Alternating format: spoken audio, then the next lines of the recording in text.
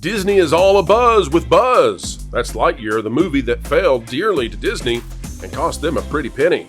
Now they're blaming a kiss, a smooch, for the reason audiences decided to boot Lightyear straight out of the box office as a major flop. It's changing the way that Disney is handling their future films. We'll explain what's going on and why it may represent a change in the culture war right now.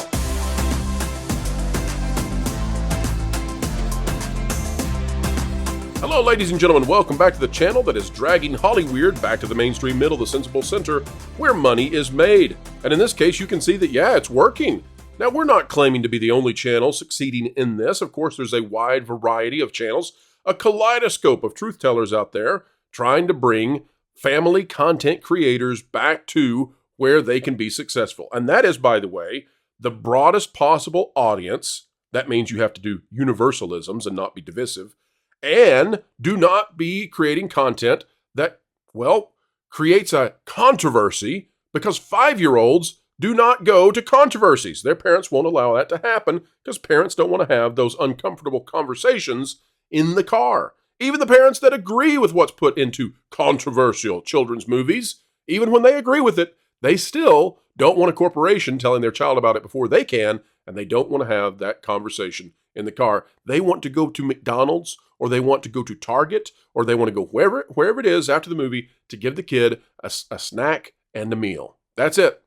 All right, folks, let's bring the panel on. We're going to tell you what's going on with Lightyear and this queer smooch that apparently Disney is blaming for the whole reason the film went down. You might be surprised at what the panel has to say. It's out abounding in the comics. Disney leadership reportedly telling Pixar employees Lightyear was a financial failure because it had a queer kiss in it.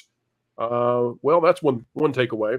Here's what it says. According to a new report, Disney leadership have taken to internally attributing the box office failure of Pixar's Lightyear film on the fact that it featured a queer kiss. Smoochy did not go well. Released in June 2022 and developed on a reported budget of $200 million, the Toy Story spin-off prequel in-universe film ultimately ended its theatrical run per box office analytics outlet The Numbers with a total worldwide haul of just $218.77 million. In doing so, solidifying its status as a bona fide bomb/flop. And it was indeed, folks, a major flop for Disney. This one needed about $500 million to break even when taking into account the production budget plus the marketing that was behind it. Marketing was significant because at that point they had very little fear of this doing so poorly. As for the reasons for its failure, while it would be easy and politically convenient to blame the entirety of it on noted backlash to the film's featuring of a same-sex kiss, as shared between Buzz's partner Aisha and her wife Kiko, such other issues as its boring premise and generally uninspired execution also served to torpedo the film's box office prospects. However, in both a reversal of their previous critics of the kiss or inconsequential mindset and an attempt to dodge any responsibility for their own cynical creative decisions, it appears Disney has taken to not only admitting that the discourse around the scene was particularly significant, but also blaming the entirety of Lightyear's failure on its inclusion. And this insight came via Alex Stedman. Now, what I'd like to toss your way, Spencer, is one additional idea that I have floating around in my head, and you tell me what you think about it. When it comes to Lightyear, I recall that this was a fulcrum. This was a wedge that was used at Disney to drive out Bob Chapek, you'll recall. Remember that Pixar came out and they were ready to walk and they were ready to protest, and some of them did. And all because they wanted to include this smooch in the film. And so the smooch actually became a much bigger story. It all became part of the effort to get rid of the CEO of Disney, which was successful. And then I think that actually added to the lore, the buzz around Lightyear, a not perhaps beneficial buzz, but a buzz nonetheless around this film going into its release. And folks were already primed up for knowing that this was a divisive film because it had been used in division at Disney. What say you? I say I remember that, and I think that did put a giant spotlight on the film, and I think it was meant to both oust the CEO and also get those headlines on the film. You know, oh look, there's a same-sex kiss. Disney doesn't want it. Blah blah blah blah blah. All of that stuff I think played a factor, but like I mentioned in the article right there, I think all in all, the kiss here's what I think. I think the kiss was ultimately inconsequential to everything, even the backlash. However, I don't think it was insignificant. And that's what I think Disney, this is what we're seeing a shift in from Disney is beforehand, they were going, oh, if you don't like it, who cares about you? This movie is going to be successful no matter what. You're all just crying about it. But then we saw it come out. We saw it didn't do great. There was a not insignificant part of the audience who, for whatever reason, didn't want to engage with that material, and so on and so forth. Here we are. I think the bigger picture here is Disney scrambling to find a scapegoat for why that movie failed, and also they're overcorrecting or how do I put this? They are overcorrecting, but I also think it's a proper correction in a way, which is they're realizing that, putting that stuff like foot forward is not a winning strategy for their stuff. Whether people have their reasons for not wanting to engage that, or they just are sick of the pandering, I think they're realizing now that it's a winning move. So they're overcorrecting and blaming it all on that, when in reality, there's a lot more at play than just the fact that some people didn't want to watch that. So let's play with an interesting phenomenon that I think also needs to be included in the conversation. And that is that for the workers at Pixar, while in retrospect, you might say that this was inconsequential in terms of the box office, going into the release of the movie, the Pixar folks thought this was extraordinarily consequential to the point that they were ready to go against their boss and make waves and perhaps lose their careers had Chapek been successful. So from that end of it, at least from a messaging standpoint and an artistic integrity standpoint from their viewpoint, this was seen as extraordinarily consequential. Panelists, what do you guys think? Any counter thoughts to that, perhaps? I think I'm in agreement with Spencer where, gosh, I think that a lot of what contributed to the movie bombing, I don't think you could place it all on the kiss. I think there were a lot of families that probably didn't go because word got out about it, but it was also just the movie was not that good. It was just a bad movie. If the movie was really great, I mean, if it was like the heart pumping animated superhero, if it was like a Big Hero 6, style, like huge superhero spacefaring adventure, I think it would have done fine despite the kiss. But I do think that it was coupled with a lot of families stayed away initially, and then a lot of people who might have not cared about the kiss didn't go see it because they heard the movie's kind of terrible. Yeah, how much did not having Tim Allen in here? I'm going to throw this in here, and it is related to the Tim Allen thing. I did an episode of Everything Woke. That's a good point. That was about Lightyear, and Chris Evans' portrayal of Lightyear is a different character altogether. The Tim Allen version is the kind of guy that is so dead set on what he's going to do that he's oblivious, and that provides comedy to everyone else around him. He's the stoic that knows what has to happen and doesn't realize that he's weird. Whereas Chris Evans in that is playing a guy who is full of self-doubt. He is kind of an idiot, but it's like an inverted Buzz. It's not even the same. I mean, it's literally the opposite character. It's like you can hit the same note, but it's in a minor key. It's the strangest thing. Shut up, Jonas. You've said something that's so good that you don't need to speak again. You'll never top it for the rest of the show. Well, but and yet I'm going to continue on. That was pretty good. And this movie, like, regardless of the kiss, this movie was woke. The pinnacle character in here is the Alicia Hawthorne character, who is the greatest space ranger that has ever lived. She's the she's the black female lesbian space ranger who they end up saluting her statue at the end of the film. This is all about how everyone is that correct. Doesn't make it woke to me. Having a black female character like that doesn't inherently make it woke. It doesn't inherently make it woke, except that there's a couple of things. That it's a kid's film, and he is the only character who is wrong frequently. The villain of the film is the toxic masculine white version of Buzz that comes back, and he uses the phrase matter over and over again. And while they were making this film, they would have had the mattering of certain races very much in their language there. And he says, I want to matter again when we make these changes. I don't like these new ideas coming out of you, Buzz. We're going to have to fix that too. It's all about how Buzz is accepting of this new form of the Space Ranger Corps and trying to get past who he is as a well, as a toxic person, for lack of a better way to put it. I'm not every movie that has this. I don't know. I don't read it. I don't read it that way. I see your read. I don't agree with the read, but I hear it. And that's fine. But in the end, this is a movie about a white character who is a complete idiot that everyone else is capable or becomes capable by the end of the film. He doesn't do a heroic thing in this film. In fact, there are moments when he's running away when the diverse rookies are the ones. So let me ask you guys a question here. I have a question for you guys. That's sort of an overarching question that's been on my head or on my mind, and it relates to this. So one of the big things we used to criticize a lot was when people on the left or on, the SJWs or whatever, they would see that's a word I haven't heard in a long time. I know it's been a while. I remember back when there were SJWs.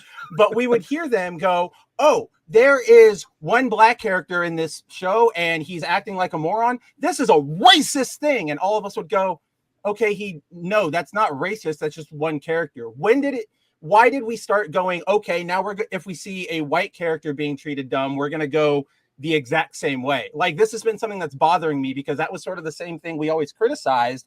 And now we're leaping to go, oh, white man bad. That automatically means this is something to criticize. I'm not saying that doesn't happen. And there are very real instances where that does happen. But what do you guys think is the differentiator that makes it all right for us to call that out rather than that? I'm just curious. I think it's the collection of contexts. Let me hop in and give my philosophical take on Lightyear in that regard. So I think Spencer is rightfully identifying that there can be a knee-jerk reaction from both ends of the political spectrum or both ends of the philosophical way of looking at things. And so you have to guard yourself from that knee-jerk reaction because you can misidentify content with your own spectrum that you've set up, your own prism of viewing these things. And it's hard to blame people for doing that, by the way, because you don't have hours to ponder and think about movies. And so sometimes you have to make these very quick decisions about, am I going to go see this movie? Am I not? Is it woke or is it not? And for the average viewer, it's maybe a 30-second to 5-minute decision. And so you don't have time to commit to a high-resolution analysis of this. So it's hard to blame people for but that's what we got on the other side for. We would go, oh, you guys are looking at a trailer and see one black character and go, oh, there's only one black character. It's racist. Like, sure. Okay. So let's talk about, right. So here's what I think. Here's why I would put Lightyear in the definite woke category. And then you tell me what you think about this analysis. So understanding that most people don't have the time to spend on a deep level analysis, such as what we're about to do. Let's hit it. So this is why I think Lightyear is distinctly woke. Lightyear is a story about a white male character who is usurped in every single way by other characters of different, diverse statuses, according to the way that Disney views the world. But that's not necessarily what makes it woke. What makes it woke is that Lightyear, the character, is seeking to achieve a mission which is right and good. By the end of the film, the lesson that is learned, the ethos that's embedded inside this film, is that attempting to achieve that mission and being successful in it is the wrong thing for him to do, despite it being the best thing of merit he could possibly achieve. It is wrong because in the failure of what happened, there were events that took place afterwards that would be erased by him completing his mission. That to me seems to be the definition of woke because it is anti-meritocratic. And so it's saying to you that you are a villain. And by the way, the villain wants to do that mission. So I think that's what makes it woke, is that it's anti-meritocratic. And at the same time, it's also clearly delineating the hierarchies of the characters based on skin color. So you can fairly well identify who's good or bad simply based on. I agreed with you up until that point. Like, I think that's where you can absolutely say that there is a woke element to it with the actual story, and that could apply to any character of any race, and you could attack it there. But to me, just seeing the white guy be the bad guy and also be sort of the one who has the struggles because he's the main character, that to me doesn't equal woke. Like, and I see too many reactionary takes to that, and that's just the thing we were fighting against. So there's never a problem with the white guy being the bad guy. The problem is if you can determine the virtue of a character simply by their skin color. So once you do that, then you're no longer presenting humanity as it is accurately reflected in the world. You're presenting sort of a propagandized idea of you can determine the moral virtue of others based on their ancestry. Right. That gets into that oppression versus oppressed ideology. And I'm not disagreeing with you in general on this, Spencer. I'm just my pushback here is on Lightyear specifically. He doesn't make a right choice throughout this entire film. There's always someone, and story wise, I'm 100% there with you guys. Guys, the indigenous landowner, he's got a question. Okay, Mike? I'm sorry I started talking, pro. I made the mistake. How dare you, Jonas? Shut! I told you when you got that minor key note thing. I'm being over here subjugated by the patriarchy. No one wants to let brown voices don't matter on this channel. I am a brown voice. They're letting me matter. And poor Marvin, he's felt, so he never gets a. Go ahead, Mike. I have more proof, Spencer. I'm gonna go since I saw. Am I racist? I'm gonna have to call you out because due to my summer suntan, I'm more Mexican now than ever. All right, so I gotta. So I'm gonna settle this debate right here, right now. Oh man, boy, I'm gonna piss you guys off. Ready? You know how I know this movie's woke? Tell me. Because Disney is woke and everything they put out is woke. Saying this movie is not woke would be like saying my mama's enchiladas aren't Mexican. She's Mexican. She made the enchiladas. The enchiladas are Mexican. Disney's woke. Lightyear's woke because Lightyear was made by a woke company. Done. Next topic. Jesus Christ. Jonas, your shot at this. The white people are good and bad, and I am so sick and tired of giving these people the benefit of the doubt. Why? Why? There's zero benefit to being the better person. We are in a cultural war, and I don't trust anything that comes out from the enemy. And Disney, in all shapes and form, is the enemy. There is not, and I got plenty of Democrat friends, and we're at a cultural war. So if you ask me, is Lightyear woke? Let me tell you, when my 11-year-old, I asked him if he wanted to go to the movies. My 11-year-old. Last year, or whenever it was that came out, I think he was 10 when it came out. I asked him if he wanted to go to the movies. You know what that kid said? He says, no, Dad, everybody knows it's woke. So if a 10-year-old knows it's woke, then we grown men better know it's woke because that means he's talking about it at school with his friends because I never mentioned one thing about it being woke to him. That was Poderoso there, Mexican Iron Man. So what I would, well taken on all. It's $500 an hour. I want to make sure you and Spencer. I cede the rest of my time, by the way. Jonas, you had a point, though. Did you want to get it across before we wrap this one? Oh, well, it's a collection of contexts on any film. And this one, just looking at everything all together, and Mike said it louder than I could hear. It's Disney, and we know that they go to bat for this. Every single time, and that the fight was about this. So the movie, whether or not Angus MacLane, the director of the movie, wanted it to be, it became a cultural totem of. Well, we heard very war. positive things about Angus MacLane as well, and heard that he kind of got hijacked a bit, which really stinks for him because it sabotaged his career. Right, and then he got laid off as well because of this film. So led to the slaughter. So there's going to be people out in the audience who agree more with Mexican Iron Man. Some are going to agree more with Spencer. Some are going to agree more with Jonas, and some are going to try and figure out was Pro actually even speaking English at any part of the segment. But folks, that's what makes a great show is having those different viewpoints. Spencer's going to agree with me because I'm going to give him free enchiladas. You heard that, Spencer. If you work this, Spencer, you might get chilaquiles as well. So no, I hope so. He was saying something about his mother's enchiladas during that Mexican rant that I couldn't understand because I don't speak that language. But it sounded good.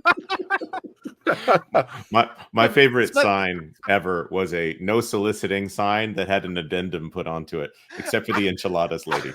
That's right. All right, folks, we've come to the end yet again. Another video of pure excellence in the can. And it's time for you to weigh in. Who do you think had the best debate, the best argument? Let us know down in the comments below. Was it Spencer? Was it Mike? Was it someone else? Perhaps Marvin? We'd love to know your thoughts. Also, like, share, subscribe, and stick it to the algorithms. It's the notification bell. Folks, we do appreciate you sharing your time with us. It is a huge benefit to everything that we try to do every time you elect to invite us into your day. And we appreciate it, truly. Until the next time. Keep learning, keep growing, and as always, keep having fun.